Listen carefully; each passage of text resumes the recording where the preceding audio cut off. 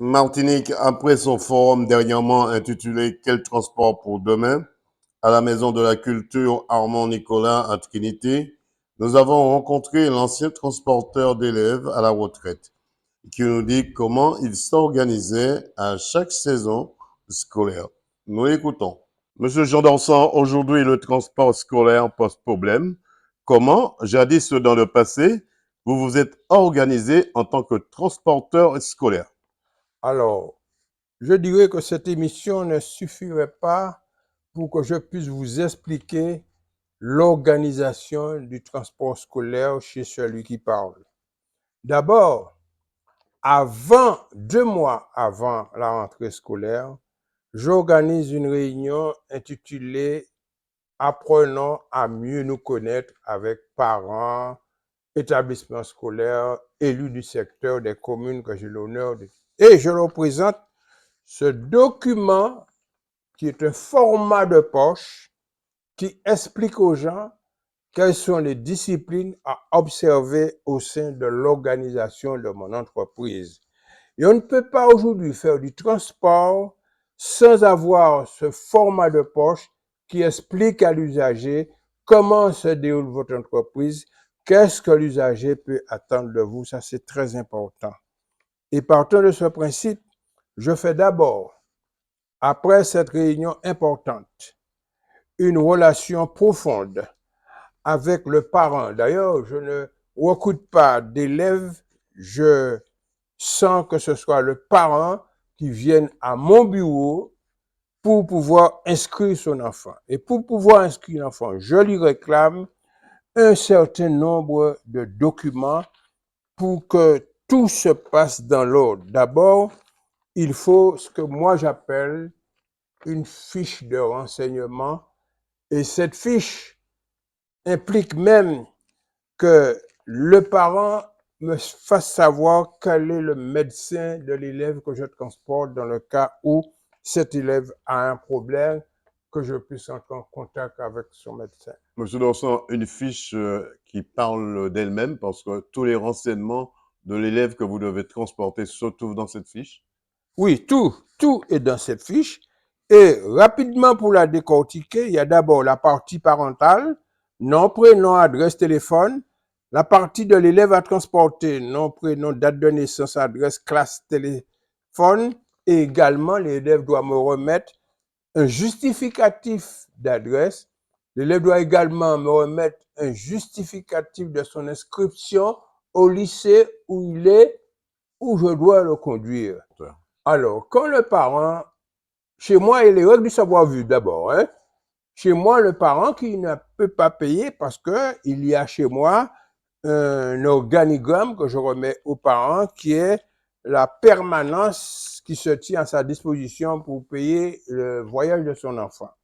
Mais le parent qui ne peut pas, ou qui n'a pas les moyens financiers de payer à la date choisie par moi, je donne une carte vierge à l'enfant et je note la date que le parent a accepté de payer et l'élève est transporté sans problème. Par contre, si ce parent qui n'a pas le sens du savoir-vivre ne m'avertit pas, eh bien, je crois que son élève a de grosses difficultés. Il faut que tout se fait dans les normes pour que l'organisation du transport, le transporté et le transporteur soient honnêtes avec sa conscience. J'ai commandé un téléphone sur mon bus et lorsque j'aurai un retard, j'appelle le lycée et j'informe à ce lycée que je suis en retard, je suis à telle limite, j'arriverai à telle heure dans son lycée. Quand j'arrive au lycée, je débarque tout le monde et je dis suivez-moi. Et Tout je ça pour veux, ne pas pénaliser les élèves par rapport au pour que retard du l'élève n'ait bus. pas la peine, on n'y a pas la peine de lui demander un billet d'excuse. Alors je dis suivez-moi et je vais à la vie scolaire. Et quand j'arrive à la vie scolaire, à l'époque c'était M. Boniface qui était là, il me dit M. Dorson, on a déjà reçu. Et là, je conduis chaque élève que je laisse devant chaque établissement scolaire. Lorsque vous transportez des élèves, l'élève reçoit 3 éducations. La première qui est celle de la famille. La seconde qui est celle du transporteur. Pourquoi? Parce que ça dépend de l'accueil que vous réservez à cet enfant. Elle fait une bonne scolarité ou une mauvaise scolarité. Donc, cela veut dire que sans être gendarme, je suis à côté des parents parce que lorsqu'un élève me demande de descendre dans un lieu inhabituel, j'appelle le parent pour lui dire est-ce que je dois déposer cette personne dans cet endroit? Et dans le cas où le parent n'avait pas donné quitus à la déclaration que la personne m'a faite, je dis je suis désolé, je vous dépose au lieu habituel. Là-dessus, je suis clair dans ma démarche. Il faut savoir respecter le lien familial qui m'unit à ces élèves-là. C'est un soulagement aussi pour les parents de savoir que leurs enfants voyagent dans votre bus ou qu'il y a une réglementation, il y a une organisation aussi.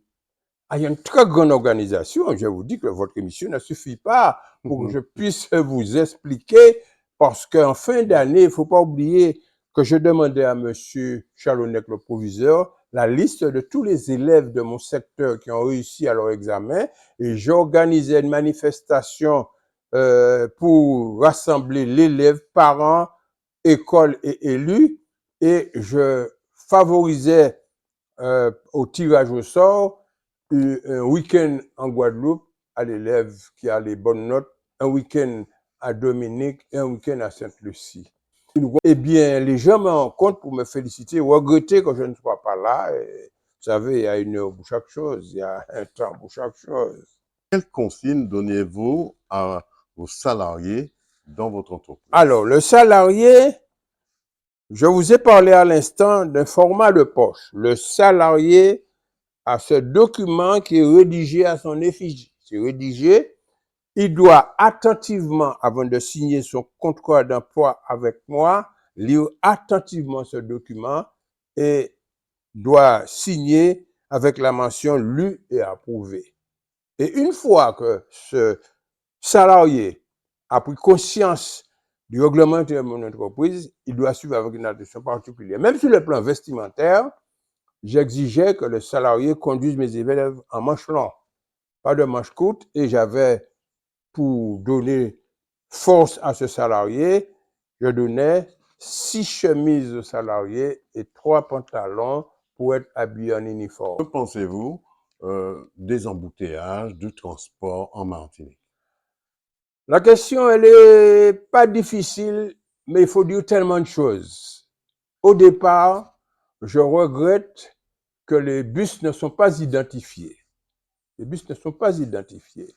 Ils ne sont pas identifiés parce que l'identification est sous le pare-brise, mais normalement, sous les flancs droit et gauche de ce véhicule, il y a avoir la ligne complète pour permettre à l'usager de savoir quelle direction prendre. Ou, dans le parking qui est réservé à ce bus, il devait avoir des panneaux qui expliquent aux gens les directions à prendre. Et c'est ainsi que vous allez trouver chez moi. Ça existe pour le TCSP, hein? Il y a des panneaux d'information, des arrêts, ça existe pour le TCSP. Mais ça n'existe que j'étais au Lamentin, il n'y a pas de panneau. Hein? Je suis désolé, il n'y a pas vu de panneau au Lamentin. Et en dehors de ça, je peux vous dire, pour conclure notre affaire, j'ai une étude complète sur tous les arrêts et abribus du département. Certains endroits ne peuvent plus prendre, il faudra réactualiser, mais il y a des communes comme le Monde des Escases-Pilotes, etc. et tout ça, qui n'ont pas changé de route. J'ai l'intention de remettre ce document à M. Serge Letchimy, qui est le président de la CTM, afin de les inspirer. On sait que dernièrement, vous avez mis en place un forum avec un thème très intéressant, quel transport pour demain? Est-ce que c'est un thème qui touche tout le monde? Ça fait réfléchir à tout le monde? Oui, parce que je suis un ancien, j'ai fait 47 ans dans le métier.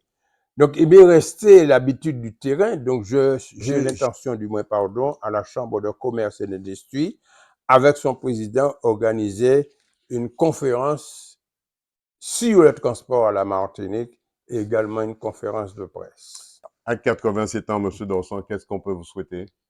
Ben, on peut me souhaiter de reprendre ma culture physique sérieusement et puis de poursuivre le livre que tout le monde me demande, parce qu'ils sont nombreux. J'ai plus d'une trentaine de personnes qui me demandent de rédiger mes pensées pour permettre aux gens de demain matin d'avoir l'histoire du pays. Un livre de mémoire. Oui, alors donc je suis sur ce document-là qui est très sérieux, d'où je vais raconter ma vie familiale, politique, sociale et culturelle et professionnelle. Dorsan, champion de Martinique en 1972. Voilà, c'était Jean Dorsan, ancien transporteur à la retraite, qui nous disait comment il s'organisait à chaque rentrée scolaire avec son entreprise. Sa devise reste, je cite, dénoncer pour changer, agir pour construire et oser pour réussir.